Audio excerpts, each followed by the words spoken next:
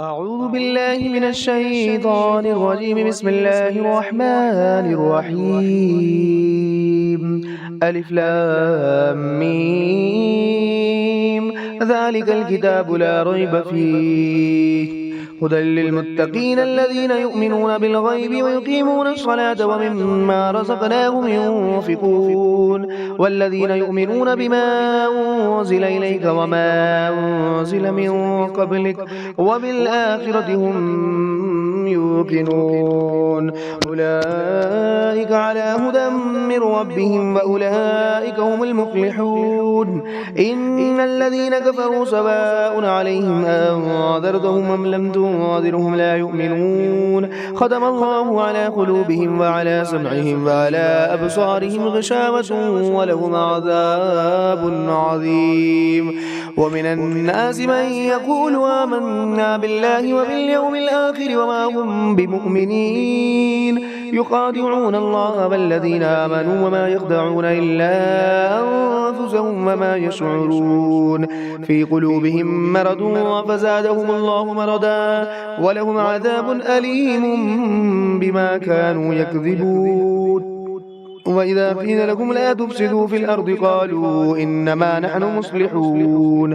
ألا إنهم المفسدون ولكن لا يشعرون. وإذا قيل لهم آمنوا كما آمن الناس قالوا ونؤمن كما آمن السفهاء ألا إنهم هم السفهاء ولكن لا يعلمون. وإذا لقوا الذين آمنوا قالوا آمنا وإذا خلوا إلى شياطينهم قالوا إنا معكم إنما نحن مستهزئون. الله يستهزئ بهم ويمدهم في طغيانهم يعمهون. أولئك الذين اشتروا الضلالة بالهدى فما ربحت تجارتهم وما كانوا مهتدين. مثلهم كمثل الذي استوقد نارا فلما أضاءت ما حوله ذهب الله بنورهم وتركهم في ظلمات لا يبصرون. صم بكم عمي فهم لا يرجعون. أو كصيب من السماء فيه ظلمات ورعد وبرق يجعلون أصابعهم في آذانهم من الصواعق حذر الموت والله محيط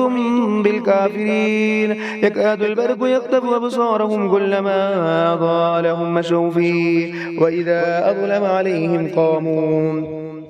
ولو شاء الله لذهب بسمعهم وأبصارهم إن الله على كل شيء قدير. يا أيها الناس اعبدوا ربكم الذي خلقكم والذين من قبلكم لعلكم تتقون. الذي جعل لكم الأرض فراشا والسماء بناء وأنزل من السماء ماء فأخرج به من الثمرات رزقا لكم فلا تجعلوا لله أندادا وأنتم تعلمون. وإن كنتم في ريب مما نزلنا على عبدنا فأتوا بسورة من مثله وادعوا شهداءكم من دون الله إن كنتم صادقين. فإن لم تفعلوا ولن تفعلوا فاتقوا النار التي وقودها الناس والحجارة أعدت للكافرين. وبشر الذين آمنوا وعملوا الصالحات أن لهم جنات تجري من تحتها الأنهار كلما رزقوا منها من ثمرة رزقا وقالوا هذا الذي رزقنا من قبل وأتوا به متشابها ولهم فيها أزواج مطهرة وهم فيها خالدون.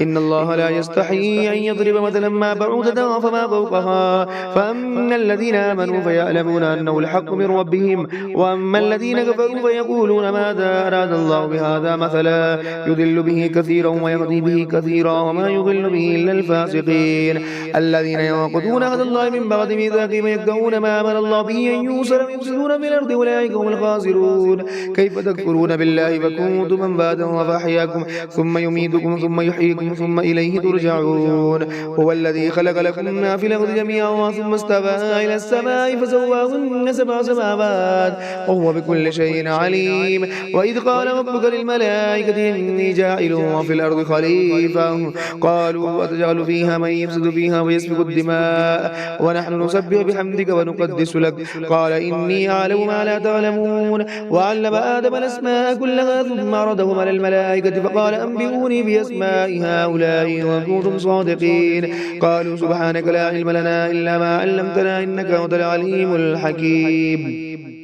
قال يا آدم أنبئهم بأسمائهم فلما أنبأهم بأسمائهم قال ألم أقل لكم إني أعلم غيب السماوات والأرض وأعلم ما تبدون وما كنتم تكتمون وإذ قلنا للملائكة اسجدوا لآدم فسجدوا إلا إبليس أبى واستكبر وكان من الكافرين وقلنا يا آدم اسكن أنت وزوجك الجنة وكلا منها رغدا حيث شئتما ولا تقربا هذه الشجرة فتكونا من الظالمين فأزلهما الشيطان عنها فأخرجهما مما كان فيه وقلنا اهبطوا بعضكم لبعض عدو ولكم في الأرض مستقر ومتاع إلى حين فتلقى آدم من ربه كلمات فتاب عليه إنه هو التواب الرحيم قلنا اهبطوا منها جميعا فإما يأتينكم مني هدى فما تبعوا هداي فلا خوف عليهم ولا هم يحزنون والذين كفروا وكذبوا بآياتنا أولئك أصحاب النار هم فيها خالدون يا بني إسرائيل اذكروا نعمتي التي أنعمت عليكم وأوفوا بهدي وبهديكم إياي فارهبون وآمنوا بما أنزلت مصدقا لما معكم ولا تكونوا أول كافر به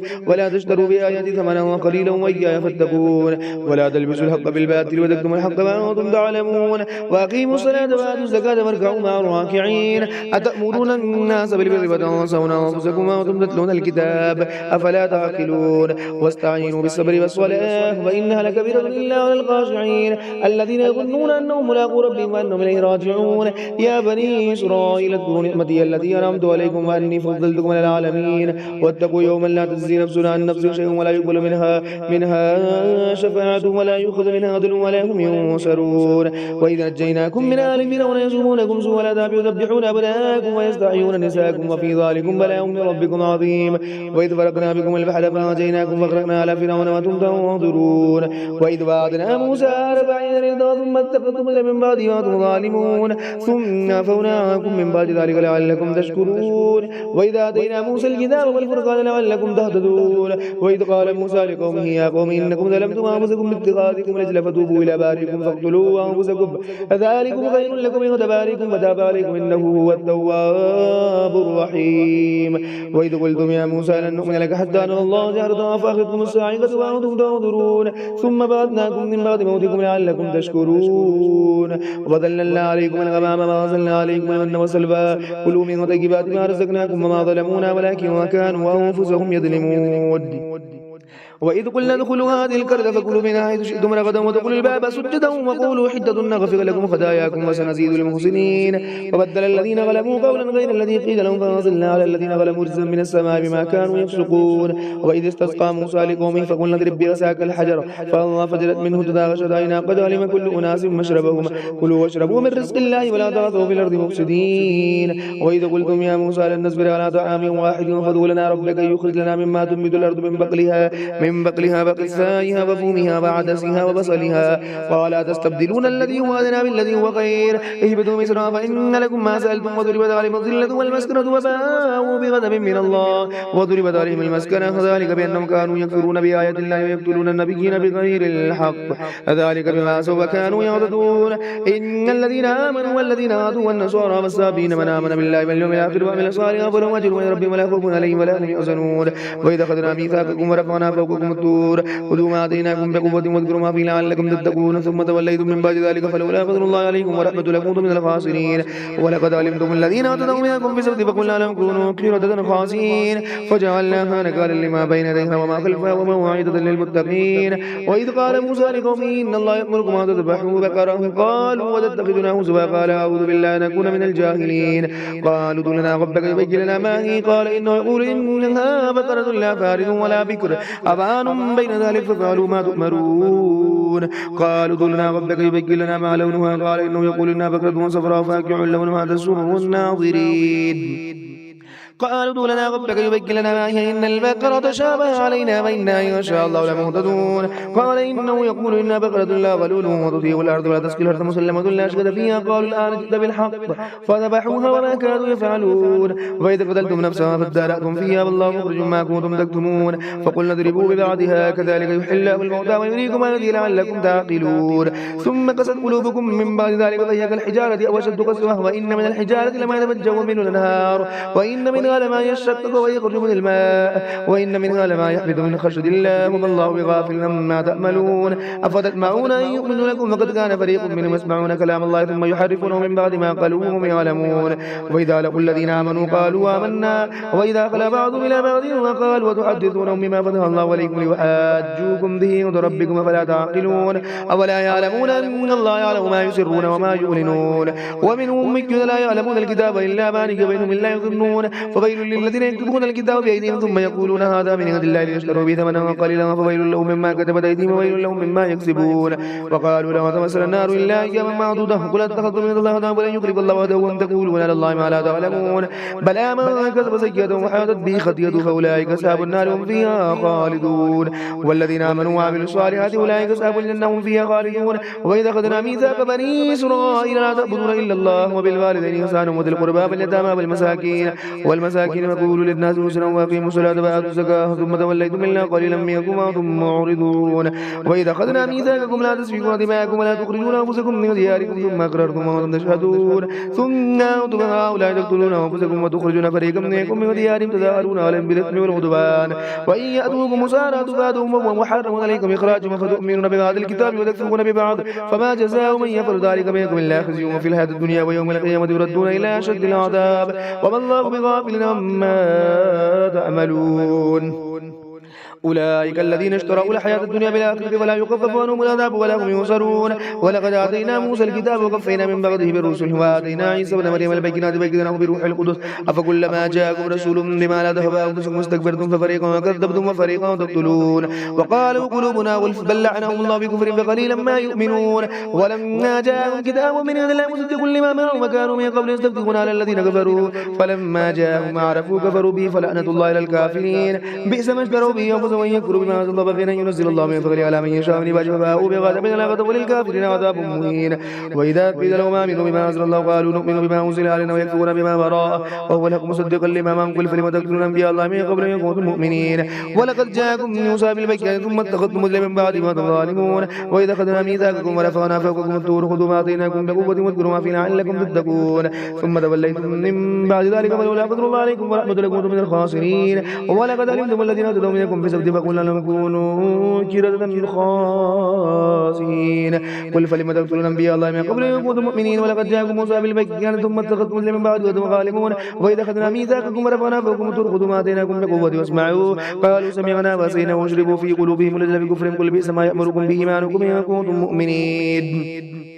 قل إن كانت لكم الدار الآخرة عند الله خالصة من دون الناس فتمنوا الموت إن كنتم صادقين ولن يتمنوا أبدا بما قدمت أيديهم والله عليم بالظالمين ولتجدنهم أحرص الناس على حياة ومن الذين أشركوا يود أحدهم لو يعمر 1000 سنة وما هو بمزحزحه من العذاب أن يعمر والله بصير بما يعملون قل من كان عدوا لجبريل فإنه نزله على قلبك بإذن الله مصدقا لما بين يديه وهدى وبشرى للمؤمنين من كان عدوا لله وملائكته ورسله وجبريل وميكال فإن الله عدو للكافرين ولقد أنزلنا إليك آيات بينات وما يكفر بها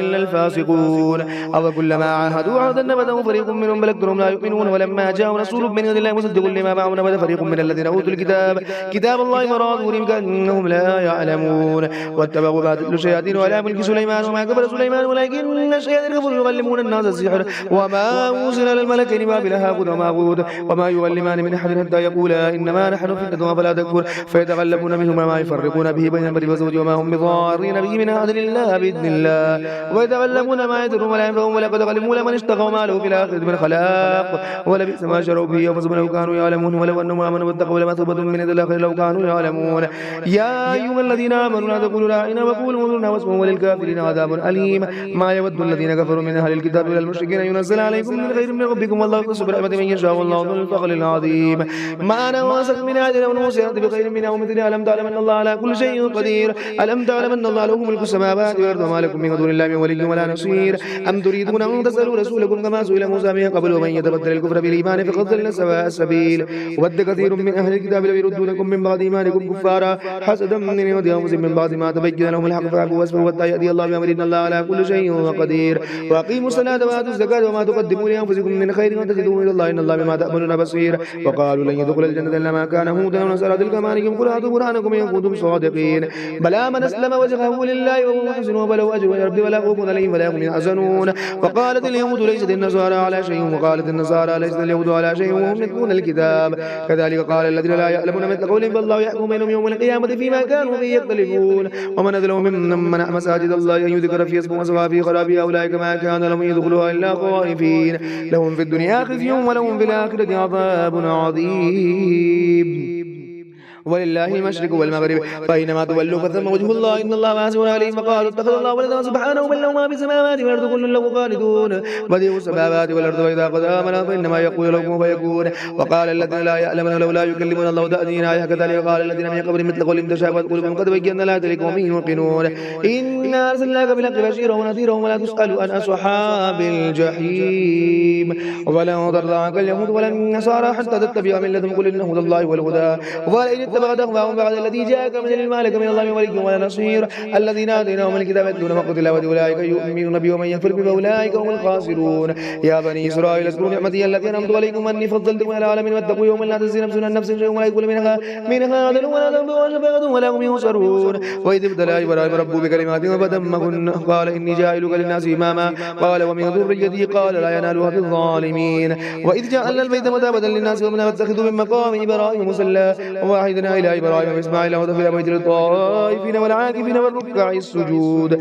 وإذ قال إبراهيم رب اجعل هذا بلدا آمنا وارزق أهله من الثمرات من آمن منهم بالله واليوم الآخر قال ومن كفر فأمتعه قليلا ثم أضطر إلى عذاب النار وبئس المصير. وإذ يرفع إبراهيم القواعد من البيت وإسماعيل ربنا تقبل منا إنك أنت السميع العليم. ربنا وجعلنا مسلمين لك ومن ذريتنا أمة مسلمة لك وأرنا مناسكنا وتب علينا إنك أنت التواب الرحيم. ربنا وابعث فيهم رسولا منهم يتلو عليهم آياتك ويعلمهم الكتاب والحكمة ويزكيهم إنك أنت العزيز الحكيم.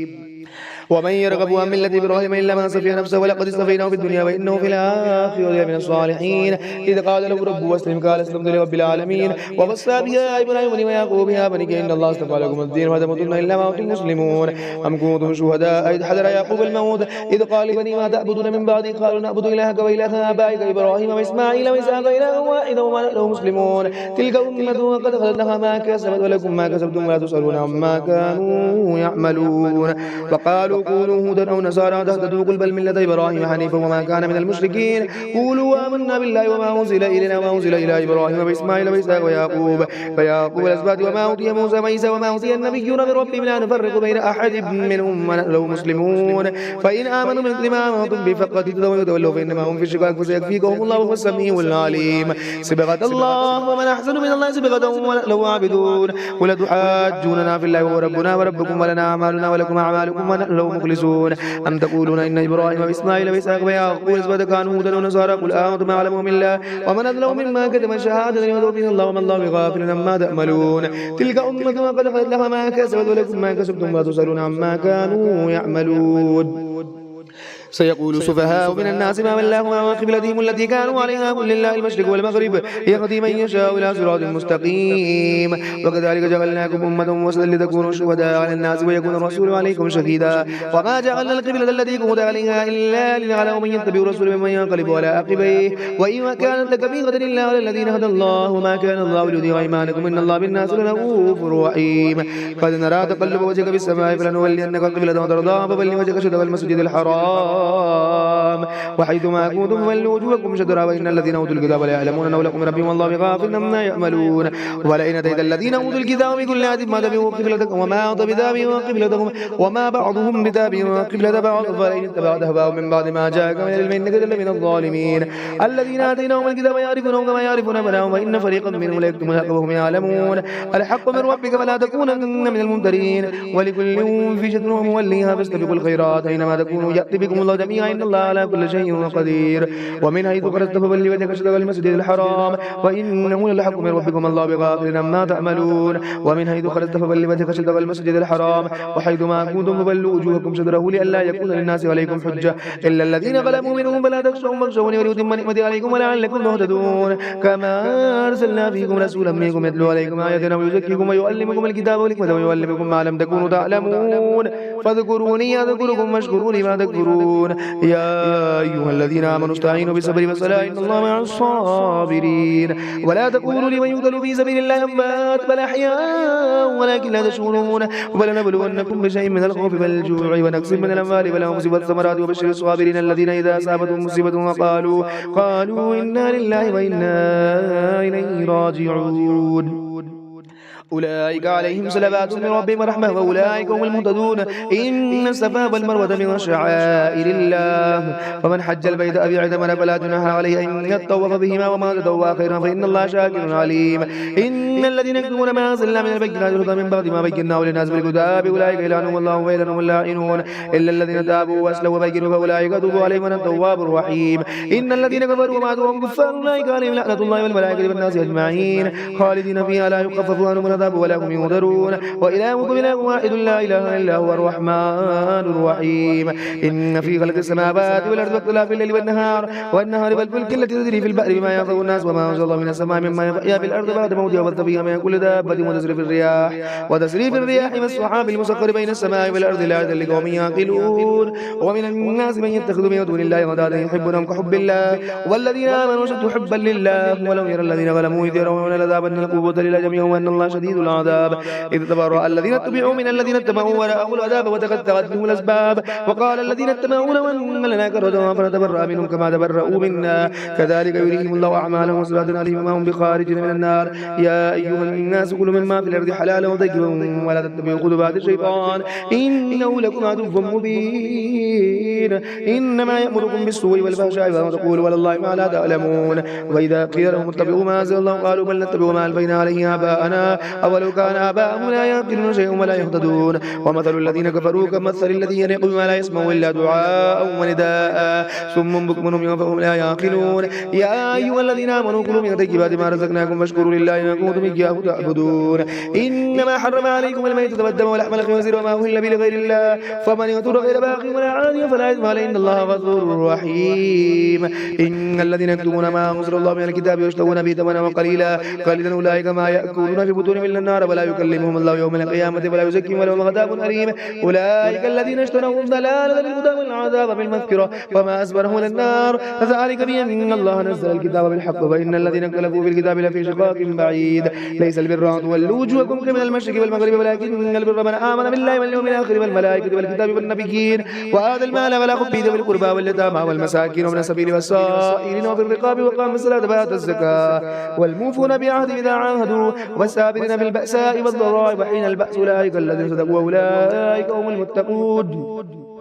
يا أيها الذين آمنوا كتب عليكم القصاص بالقتل الحر بالحر والعبد بالعبد والأنثى بالأنثى فمن أوفي له من أخيه شيئا فاتباع بالمعروف وأداء إليه بإحسان ذلك تخفيف من ربكم ورحمة فمن اهتدى بعد ذلك فله عذاب أليم. ولكم في القصاص حياة يا أولي الألباب لعلكم تتقون. كتب عليكم إذا حضر أحدكم الموت إن ترك خيرا فالوصية للوالدين والأقربين بالمعروف حقا للمتقين فمن بدله بعد ما سمعه فإنما إثم على الذين يبدلونه إن الله سميع عليم. فمن خاف من موسى جنفا أو إثما أصلح بينهم فلا إثم عليه إن الله غفور رحيم. يا أيها الذين آمنوا كتب عليكم الصيام كما كتب على الذين من قبلكم لعلكم تتقون أياما معدودات فمن كان منكم مريضا ولا سفر فعدة من أيام أخر وعلى الذين يطيقونه فدية طعام مسكين فمن تطوع خيرا فهو خير له وأن تصوموا خير لكم إن كنتم تعلمون. شهر رمضان الذي أنزل فيه القرآن هدى للناس وبينات من الهدى والفرقان فمن شهد منكم الشهر فليصمه ومن كان مريضا ولا سفر فعدة من أيام أخر يريد الله بكم اليسر ولا يريد بكم العسر ولتكملوا العدة ولتكبروا الله على ما هداكم ولعلكم تشكرون. وإذا سألك عبادي عني فإني قريب أجيب دعوة الداعي إذا دعاني فليستجيبوا لي وليؤمنوا بي لعلهم يرشدون. وحل لكم ليلة الصيام الرفث إلى نسائكم هن لباس لكم وأنتم لباس لهن علم الله أنكم كنتم تختارون أنفسكم فتاب عليكم وعفى عنكم فلا تباشروهن وابتغوا ما كتب الله لكم وكلوا واشربوا حتى يتبين لكم الخيط الأبيض من الخيط الأسود من الفجر ثم أتموا الصيام إلى الليل ولا تباشروهن وأنتم عاكفون في المساجد تلك حدود الله فلا تقربوها كذلك يبين الله آياته للناس لعلهم يتقون. ولا تأكلوا أموالكم بينكم بالباطل وتدلوا بها إلى الحكام لتأكلوا فريقا من أموال الناس بالإثم وأنتم تعلمون. يسألونك عن الأهلة قل هي مواقيت للناس بالحج وليس البر بما تأتوا البيوت من ظهورها ولكن البر من اتقى فأتوا البيوت من أبوابها واتقوا الله لعلكم تفلحون وقاتلوا في سبيل الله الذين يقاتلونكم ولا تعتدوا إن الله لا يحب المعتدين وفاقتلوهم وإن ثقفتموهم وأخرجوهم من حيث أخرجوكم والفتنة أشد من القتل ولا تقاتلوهم عند المسجد الحرام حتى يقاتلوكم فيه فإن قاتلوكم فاقتلوهم كذلك جزاء الكافرين فإن انتهوا فإن الله غفور رحيم وقاتلوهم حتى لا تكون فتنة ويكون الدين لله فإن انتهوا فلا عدوان إلا على الظالمين الشهر الحرام بالشهر الحرام والحرمات قصاص فمن اعتدى عليكم فاعتدوا عليه مثل ما اعتدى عليكم واتقوا الله واعلموا أن الله مع المتقين وأنفقوا في سبيل الله ولا تلقوا بأيديكم تهلكوا فاحسنوا إن الله يحب المحسنين وأتموا الحج والعمرة لله فإن حصرتم ما استيسر من الهدي ولا تحلقوا رؤوسكم حتى يبلغ الهدي إلا من كان منكم مريضا أو بيدا من رأسه ففدية من صيام أو صدقة أو نسك فإذا أمنتم فما تمتع بالعمرة إلى الحج فما استيسر من الهدي فمن لم يجد فصيام 3 أيام في الحج وسبقة إذا رجعتم تلك عشرة كاملة ذلك لمن لم يكن أهله حاضر المسجد الحرام واتقوا الله واعلموا أن الله شديد العقاب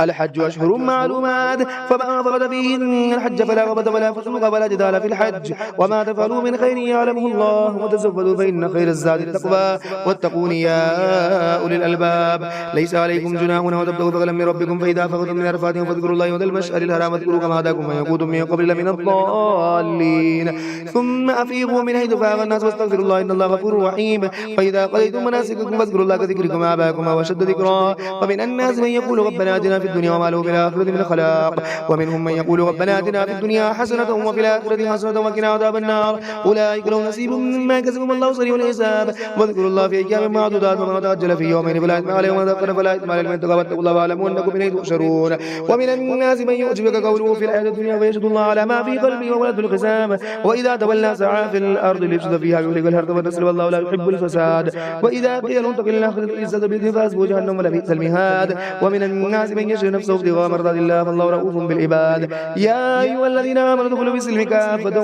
ولا تتبعوا خطوات الشيطان إنه لكم عدو مبين فإن وصلتم من بعد ما جاءتكم البينة فاعلموا أن الله عزيز حكيم هل ينظرون إلا أن يأتيهم الله في غلل من الغمام والملائكة وقضي الأمر وإلى الله ترجع الأمور سل بني إسرائيل كما آتيناهم من آية بينة ومن يبدل نعمة الله من بعد ما جاءته فإن الله شديد العقاب زين للذين كفروا الحياة الدنيا ويسخرون من الذين آمنوا والذين اتقوا فوقهم يوم القيامة والله يرزق من يشاء بغير حساب كان الناس أمة واحدة فبعث الله النبيين مبشرين ومنذرين وأنزل معهم الكتاب بالحق ليحكم بين الناس فيما اختلفوا فيه وما اختلف فيه إلا الذين أوتوا من بعد ما جاءتهم البينات بغيا بينهم فهدى الله الذين آمنوا لما اختلفوا فيه من الحق بإذنه والله يهدي من يشاء إلى صراط مستقيم أم حسبتم أن تدخلوا الجنة ولما يأتكم مثل الذين خلوا من قبلكم مستهم البأساء والضراء وزلزلوا حتى يقول الرسول والذين آمنوا معه متى نصر الله ألا إن نصر الله قريب يسألونك ماذا ينفقون قل ما أنفقتم من خير فللوالدين والأقربين واليتامى والمساكين وفي السبيل وما تفعلوا من خير فإن الله به عليم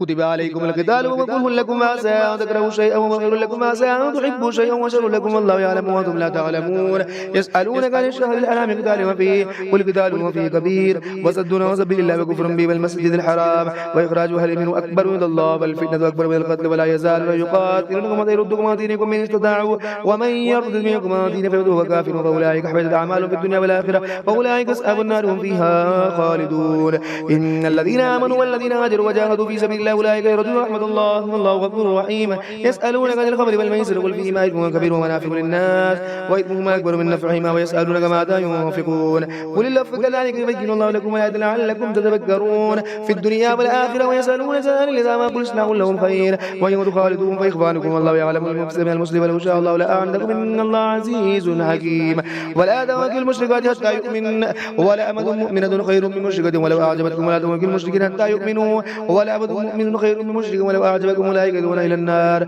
والله يدعو إلى الجنة والمغفرة بإذنه ويبين آياته للناس لعلهم يتذكرون ويسألونك عن المحيض قل هو أذى فاعتزلوا النساء في المحيض ولا تقربوهن حتى يطهرن فإذا تطهرن فأتوهن من حيث أمركم الله إن الله يحب التوابين ويحب المتذكرين نساؤكم حرث لكم فأتوا حرثكم أن شئتم وقدموا لأنفسكم اتقوا الله واعلموا أنكم ملاقوه وبشر المؤمنين ولا تجعلوا الله عرضة لأيمانكم وتبروا وتتقوا وتصلحوا بين الناس والله سميع عليم لا يؤاخذكم الله باللغو في أيمانكم ولكن يؤاخذكم بما كسبت قلوبكم والله غفور حليم. للذين يؤمنون من نسائهم تربصوا 4 أشهر فإن الله غفور رحيم. وإن عزموا الطلاق فإن الله سميع عليم. والمطلقات تربصن بأنفسهن 3 قروء ولا يحل لهن أن يكتمن ما خلق الله في أرحامهن إن يكن يؤمن بالله واليوم الآخر وبؤولتهن حق الدين في ذلك نغادوا إصلاحا ولهن مثل الذي علينا بالمعروف وللرجال علينا درجة والله واسع حكيم. الطلاق مرتان فإمساكم بمعروف وتسريح بإحسان ولا يحل لكم أن تأخذوا مما آتيتموهن شيئا لا يخاف أن لا يقيم حدود الله فإن خفتم أن لا يقيم حدود الله فلا جناح عليهما فيما افتدت به تلك حدود الله فلا تعتدوها ومن يتعد حدود الله فأولئك هم الظالمون. فإن طلقها فلا تحل له من بعد حتى تنكح زوجا غيره فإن طلقها فلا جناح عليهما أن يتراجعا إن ظنا أن يقيما حدود الله وتلك حدود الله يبين لقوم يعلمون. وإذا طلقتم النساء فبلغن أجلهن فأمسكوهن بمعروف وسرحوهن بمعروف ولا تمسكوهن ضرارا لتعتدوا ومن يفعل ذلك فقد ظلم نفسه ولا تتخذوا آيات الله هزوا واذكروا نعمة الله عليكم وما أنزل عليكم من الكتاب والحكمة يعظكم به واتقوا الله واعلموا أن الله بكل شيء عليم. وإذا طلقتم النساء فبلغن أجلهن فلا تقتلوهن أن ينكحن أزواجهن إذا تراضوا بينهم بالمعروف ذلك يوعظ بما كان منكم يؤمن بالله واليوم الآخر ذلكم أزكى لكم وتقوا الله يعلم وأنتم لا تعلمون. والوالدات يرضعن أولادهن حولين كاملين لمن أراد أن يتم الرضاعة وعلى المولود له رزقهن وكسوتهن بالمعروف لا تكلف نفس إلا وسعها لا تضار والدة بولدها ولا مولود له بولده وعلى الوارث مثل ذلك فإن أرادا فصالا وتراض منه وتشاؤم فلا جناح عليهما وإن أردتم أن تسترضعوا أولادكم فلا جناح عليكم إذا سلمتم ما آتيتم بالمعروف واتقوا الله واعلموا أن الله بما تعملون بصير. والذين توفون منكم ويذرون أزواجا يتربصن بأنفسهن 4 أشهر وعشرا فإذا بلغن أجلهن فلا جناح عليكم فيما فعلن في أنفسهن بالمعروف والله بما تعملون خبير. ولا جناح عليكم فيما أردتم به من خطبة النساء وأكننتم في أنفسكم علم الله أنكم ستذكرونهن ولكن لا تواعدوهن سرا إلا أن تقولوا قولا معروفا ولا تعزموا عقدة النكاح حتى يبلغ الكتاب أجله واعلموا أن الله يعلم ما في أنفسكم فاحذروه واعلموا أن الله غفور حليم. لا جناح عليكم إن طلقتم النساء ما لم تمسوهن أو تفرضوا لهن فريضة فمتعوهن على الموسع قدره وعلى المقتر قدره متاعا بالمعروف حقا على المحسنين. وإن طلقتموهن من قبل أن تمسوهن فقد فرضتم لهن فريضة فنصف ما فرضتم إلا أن يعفون أو يعفو الذي بيده عقدة النكاح وأن تعفوا أقرب للتقوى ولا تنسوا الفضل بينكم إن الله بما تعملون بصير. حافظوا على الصلوات والصلاة الوسطى وقوموا لله قانتين فإن خفتم فرجالا وركبانا فإذا أمنتم فاذكروا الله كما علمكم ما لم تكونوا تعلمون. والذين توفون منكم ويذرون أزواجهم وصية لأزواجهم متاعا إلى الحول غير إخراج فإن خرجن فلا جناح عليكم فيما فعلن في أنفسهن من معروف والله عزيز حكيم. وللمطلقات متاع بالمعروف حقا على المتقين كذلك يبين الله لكم آياته لعلكم تعقلون. ألم تر إلى الذين خرجوا من ديارهم ملوك حذر الموت فقال لهم الله موتوا ثم أحيا بنا الله لذو فضل على الناس ولكن أكثر الناس لا يشكرون. وقاتلوا في سبيل الله واعلموا أن الله سميع عليم. من هو الذي يقرض الله قرضا حسنا فيضاعفه له أضعافا كثيرة والله يقبض ويبسط وإليه ترجعون. ألم تر إلى الملأ من بني إسرائيل من بعد موسى إذ قالوا لنبي له مبعث لنا ملكا نقاتل في سبيل الله قال هل عسيتم إن كتب عليكم القتال ولا تقاتلوا قالوا وما لنا ألا نقاتل في سبيل الله فقد أخرجنا من ديارنا وأبنائنا فلما كتب عليكم القتال تولوا إلا قليلا منهم والله ولي بالظالمين. وقال لهم نبي من الله قد فاز لكم طالوت ملكا قالوا أن يكون له الملك علينا ونحن أحق بالملك ولم يؤت سعة من المال قال إن الله اصطفاه عليكم وزاده بسطة في العلم والجسم والله يؤتي ملكه من يشاء والله واسع عليم. وقال لهم نبيهم إن آية ملكي أن يأتيكم تابوت في سكينة من ربكم وبقية مما ترك آل موسى وآل هارون تحمله الملائكة إن في ذلك لآية لكم إن كنتم مؤمنين. فلما فصل طالوت بالجنود قال إن الله مبتليكم منها فمن شرب منه فليس مني ومن لم يطعمه فإنه مني إلا من اغترف غرفة بيده فشربوا منه إلا قليلا منهم فلما جاوزه والذين آمنوا معه قالوا لا طاقة لنا اليوم بجالوت وجنوده قال الذين يظنون أنهم ملاقو الله كم من فئة قليلة غلبت فئة كثيرة بإذن الله والله مع الصابرين. ولما برزوا لجالوت جنوده قالوا ربنا أفرغ علينا صبرا وثبت أقدامنا وانصرنا على القوم الكافرين فهزموهم بإذن الله وقتل داود جالوت بعده الله الملك والحكمة وعلمه مما يشاء ولولا دفع الله الناس بعضهم ببعض الله فسدت الأرض ولكن الله ذو فضل على العالمين. تلك آيات الله يتلوها عليك بالحق وإنك لمن المرسلين. تلك الرسل فضلنا بعضهم على بعض منهم ما كلم الله ورفع بعضهم درجات وآتينا عيسى ابن مريم البينات فأيدناه بروح القدس ولو شاء الله ما اقتتل الذين من بعد ما جاءتهم البينات ولكن اختلفوا منهم من آمن ومنهم من كفر ولو شاء الله ما اقتتلوا ولكن الله يفعل ما يريد يا أيها الذين آمنوا أنفقوا مما رزقناكم من قبل أن يأتيهم لا بيع فيه ولا خلة ولا شفاعة والكافرون هم الظالمون الله لا إله إلا هو الحي القيوم لا تأخذه سنة ولا نوم له ما في السماوات وما في الأرض الذي يشفع عنده إلا بإذنه يعلم ما بين أيديهم وما خلفهم ولا يحيطون بشيء من علمه إلا بما شاء وسع كرسيه السماوات والأرض ولا يؤوده حفظهما وهو العلي العظيم لا إكراه في الدين قد تبين الرشد من الغي فمن يكفر بالطاغوت ويؤمن بالله فقد استمسك بالعروة الوثقى وانفصام الله والله سميع عليم الله ولي الذين آمنوا يخرجهم من الظلمات إلى النور والذين كفروا أولياءهم الطاغوت يخرجونهم من النور إلى الظلمات أولئك أصحاب النار هم فيها خالدون ألم تر إلى الذي حاج إبراهيم في ربه أن آتاه الله الملك إذ قال إبراهيم ربي الذي يحيي ويميت قال أنا أحيي وأميت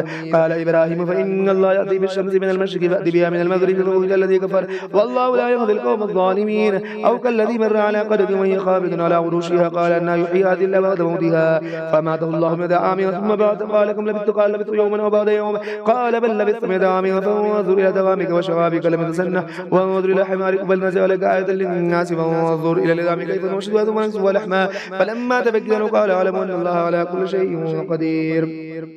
وإذ قال إبراهيم ربي أرني كيف تحيي الموتى قال ولم تؤمن قال بلى ولكن ليطمئن قلبي قال فخذ أربعة من الطير فسرن إليك ثم جعل على كل جبل منهن جزءا ثم دون الغزايا فاعلم أن الله عزيز حكيم مثل الذين ينفقون أموالهم في سبيل الله كمثل حبة أنبتت سبع سنابل في كل سنبلة مئة حبة والله يضاعف لمن يشاء والله واسع عليم الذين ينفقون أموالهم في سبيل الله ثم لا يتبعون ما أنفقوا منهم ولا لهم أجر من ربهم ولا خوف عليهم ولا هم يحزنون قول معروف ومغفرة خير من صدقة يتبعها هذا والله غني حليم يا أيها الذين آمنوا لا تبطلوا صدقاتكم بالمن والأذى كالذي ينفق ماله رياء الناس ولا يؤمن بالله واليوم الآخر فمثله كمثل زقان يريد أبا فسابه وابل وفتركه سلدا لا يقدرون على شيء مما كسبوا والله لا يهدي القوم الكافرين ومثل الذين ينفقون أموالهم ابتغاء مرضات الله وتثبيتا من أنفسهم كمثل جنة بربوة نسابها وابل فآتت أكلها ضعفين فإن لم يصبها وابل وفتل والله بما تأملون بصير أيود أحدكم أن تكون له جنة من نخيل وأعناب وتجري من تحتها الأنهار له فيها من كل الثمرات